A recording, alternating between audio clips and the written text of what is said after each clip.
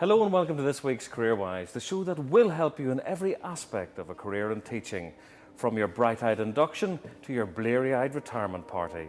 This week we set out to help a frustrated minority of NQTs who can't get their first foot on the career ladder. We'll be going to Liverpool to meet two NQTs in the depressing situation of not being able to get their first job. I think people need to realise there aren't loads of jobs out there. People are not crying out for teachers like they keep saying. CareerWise regular Dr Jan McKenley will be here to offer some expert advice on how to get out of this difficult situation. And I guess one of the things I would be saying to you is that a letter of application is where a person has to be at their most disciplined.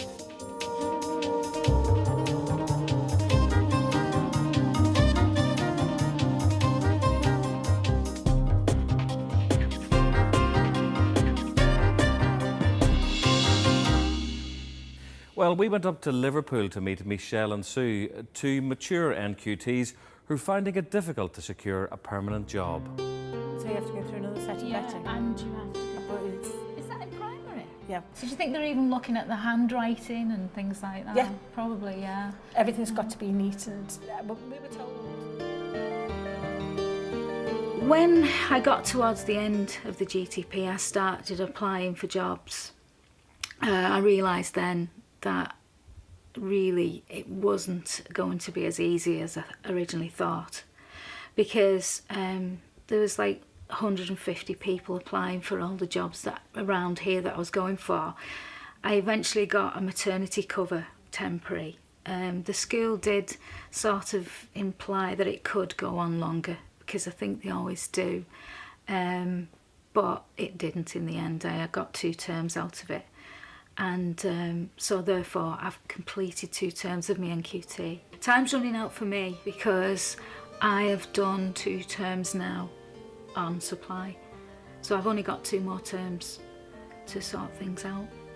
Norfolk, Harley. Wilmslore's not smart. I left with a 2-2 classification, and I think part of the reason was I was bringing up the children on my own.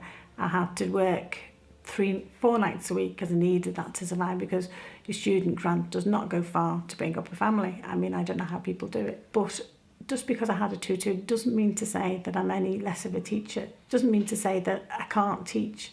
It may mean that I can't write an essay properly, but I can teach. I think people need to realise there aren't loads of jobs out there. People are not crying out for teachers like they keep saying. And that is what people say to you. When you say you're a qualified teacher and you can't get a job, and everybody you meet always says that. It's getting to the stage now where I think the longer you're out, the less chance you have. Head teachers don't think you're keeping up with the current trends. They think, well, there must be something wrong with you if you haven't got a job by now. If you've been an unemployed teacher for 4 years. Well, why? There must be a reason as to why nobody wants to employ you. And you begin to feel a bit paranoid as well. You begin to think, well, what is wrong with me? Why doesn't anybody want me? Which is ridiculous, really, because there must be thousands of people who are in the same position as me. I think ageism has got a lot to do with it. It's not PC to say it, but I've had my children. I'm not going to go off on maternity leave. Yeah. I should have some assets in that. It's sad that there is such an ageist policy. Yeah. I feel I've got a lot to give the profession as an older person. There was a big push for science teachers and maths teachers, for specialists for primary a few years ago. And I think there's a glut of them now, and that's what my specialism is. I'm also female and sort of mature, let's put it. I'm a mature lady. So I think that also goes against the mature, because people automatically think you're more expensive, or you're too set in your ways, but that's not the case if you've just qualified. Well, Michelle has forsaken her home city of Liverpool to join us in the unbelievable glamour of the CareerWise studio, where she's going to get some one-on-one help from Jan McKenley. Oh, hello, Michelle. Thank you for coming down and sharing your CV and your letter of application with me. Tell me a bit about, your passion for science and why you want to go into teaching. Well, science, I went into science when I was 17. I loved it from day one. I've always loved science. And I chose a career in microbiology, and I did that for nearly 20 years.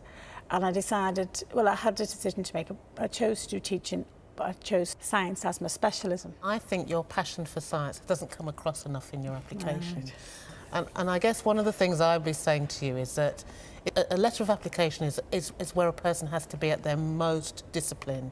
They're using their career and their whole career history to pick out the key highlights that are relevant to illustrate their contribution that they're going to make when they get the job. You just have to say really clearly what you've done in your classrooms, what you've achieved, what you've learned in training, and in thinking about the school that you're going to, how you would apply that. Right. I mean, there are things that I forgot to put in that Absolutely. I realised that... Yes, well, like that's your why ICT. My ICT skills, which there's only one line in that, and really, I love it. I use it in everything, interactive whiteboards, the Roma, everything I use ICT for. And which you're really confident about, aren't you? Yes, yeah. Well, it's my passion. I mean, apart from science, ICT, I suppose they're linked, they're interlinked in some way, because they're all technologies, they're all moved And that's forward. something you really need to make, you know, it's a really good double act to have as a skill set to bring to a primary school in particular. And again, it's something you've not made enough of, I would say. I mean, I think that it's all here, but it's got to be organised in a way that I don't have to do all the work. I don't have to find out this woman's secretly passionate about ICT and science teaching. That needs to come out straight at me. I mean, unfortunately, I do have a tendency to write how I speak. I know that sometimes I'm in the danger of leaving the most important things out and adding things, superfluous things that don't really matter. You as a teacher need to have a CV that you update all the time. You take out things because they're no longer the most important thing you need to say about yourself. You organise it into blocks. You take control of that. It's really important. You know, you introduced yourself to me before we sat down. As you hadn't been in teaching for 4 years. It's just not true, is it, Michelle? Well, not permanently. I did supply work, but I suppose to me it's not something I get my teeth into, is supply work, but it does give you a good grounding in things like behaviour management and actually going into a class and setting out your rules straight away.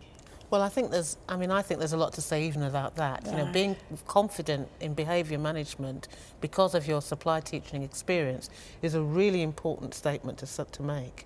You know, so we've got, you know, here we are, we're kind of lining up your big guns. You're passionate about science and ICT. You're completely comfortable with all the technologies. You're a strong practitioner around behaviour management. You're not fazed by having to teach a wide range of groups. We're already beginning to present you as a different kind of person, and that's important. In my first posting that I had after qualifying, I had real difficulty with the management side, classroom management, because I had a very bad class that I couldn't really get to grips with. But since doing the supply work, I'd go back into that class with a totally different attitude.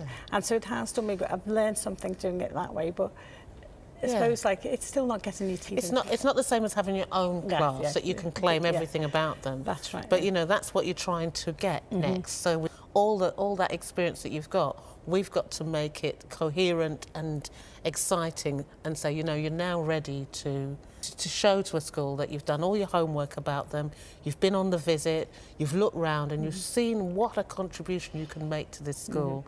And what having a CV, if you like, ready on the shelf does, it allows you to say, okay, in this school, these are the key things I need to stress. And here's how I'm going to stress them. I'm going to talk about them in terms of achievement, standards, special educational needs, the range, because I can see that those are the issues in this particular school. And you know, you're quite ruthless, and the bits that are your chronology of all the different things you've done, you brigade those, you know, you assemble those into patch. You don't tell any lies, you just manage the way in which you present those. And then perhaps you will say at the end, if you feel still that that you still want to say something about the different jobs that you've done, then there's a way of managing that.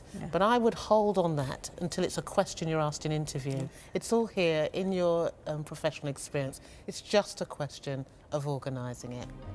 So have a CV you continually update. Do your research and tailor your experience to the school. Make sure your passion and enthusiasm shine through. So, getting your first teaching job might prove to be a bit of a challenge. What makes an NQT stand out from the pile?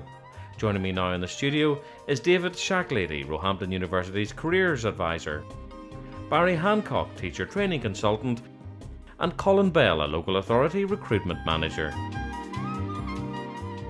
Barry, you know, can a really brilliant teacher end up coming across as a no-hoper because of a poor application form? Definitely. Not all good teachers are good interview candidates, and vice versa. What I think they need to do most of all is audit their skills and experiences. Start focusing in on how they can best sell themselves. It's a marketing job. Colin, you employ up to 80 NQTs every year. What makes someone jump to the top of the pile in your estimation? Well, it's something that I'd like to pick up from what Barry said. Certainly teachers that have unique selling points in the sense that they might well have a great deal of extracurricular activities to offer the school as a whole. Also awareness of current procedures, current developments within education. For example, candidates that mention Every Child Matters or the workforce remodelling agenda and the increase in involvement with support staff. Those are the candidates that are certainly going to stand out. But can you get away with just mentioning them, or do you have to have an in-depth knowledge of them? That's a good point. You definitely cannot get away with just mentioning them. You should always draw on experience, say from one's own teaching practice, and show good, clear, concise examples how you might have worked with support staff, teaching assistants in a very positive and in a way which has enriched the curriculum and learning for children. What about researching the place that you're aiming to be employed by? You know, what's the best things of kind of second-guessing your interview panel, as it were, David? Well, I mean, you can look at Ofsted reports if it's individual schools. You can look at the website. If it's primary, go and visit the school. If someone says visit the school, that's not an invitation to be ignored. They mean visit the school. Visits welcome means visits a must, really. And to make sure that you're doing your research on the borough, on the NQT year. People are always impressed with praise for them. I'm coming here because you've got an outstanding NQT year, usually plays with the audience of the recruitment manager. So to make sure that you know why you're applying as well, it's just important to know if you don't know why you're going to apply, why you're applying for something, then why should they appoint you? Well, I wanted to very quickly in conclusion ask you, I mean, all schools are different, all jobs require different qualities, but what's the one thing you think an NQT should have if they're going to secure that particular job? David, first of all. I think it's the ability to be able to put over their motivation. Everybody who goes or gets shortlisted for a job is capable of doing it, and the difference is going to be their motivation and their ability to fit into the organisation. So be clear about why you're there. Barry, what about you? Anything? Passion, enthusiasm, absolutely. It comes over loud and clear if this person doesn't want to be here. Colin, aside from sounding too exclusive, what's the quality you think NQT should have above all others? Commitment to education, fascination with how children learn, and overall an enthusiasm to create rich learning environments. Gentlemen, thanks very much indeed for joining us on CareerWise today. That's all from CareerWise for this week. If anything you've seen tickled your fancy, you can check out our website. The address, www.teachers.tv/CareerWise.